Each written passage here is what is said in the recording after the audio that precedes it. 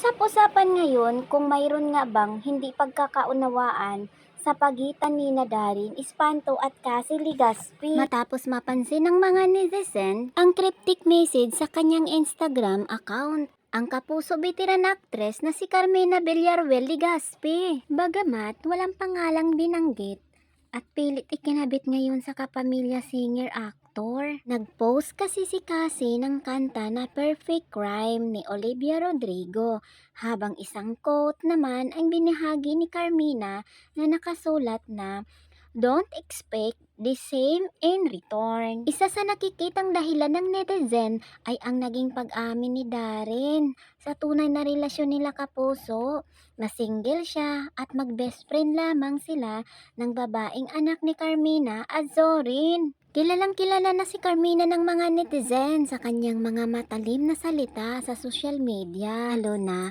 laban sa mga nang-aapi sa kanyang mga anak. Sa katunayan, kamakailan lang ipinakita ni Carmina sa lahat na hindi siya manahimik habang inaapi ang kanyang mga anak, kahit pa natawagin siyang pakialamirang ina ng mga netizen. Natatandaang nagtrending kamakailan si Darin matapos siyang iparis ng netizen sa kapuso actress na si Jillian Ward. Isa si Jillian sa mga kapuso star na nag-guest sa pilot episode ng It's Showtime sa Kapuso Channel. Sa nasabing episode, hindi nga nakaligtas sa panunokso ni Vice sina Darin at Jillian na mukhang bagay daw. Tinatanong nga ni Vice sina Darin at Jillian kung single ba sila.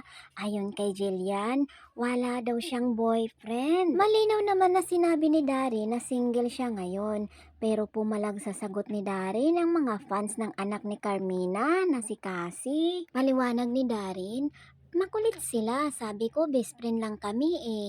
Pagbabahagi ni Darin sa interview, pagpapatuloy pa niya, "Best friend talaga. It's something a lot of people won't get. Hindi ko alam paano i-explain, pero syempre, andun yung pagmamahal namin sa isa't isa." Matatandaan noon pa man, ay inaakusahan na si Carmina na masyado niyang binibibi ang mga anak niya, lalo na nang pumutok ang isang hiwalay na ito kay Kylene Alcantara. Sinabi pa nga niya noon sa isang episode ng Sarap Diba sa kanyang hinuhost na bilang magulang, handa siyang protektahan ang mga anak niya.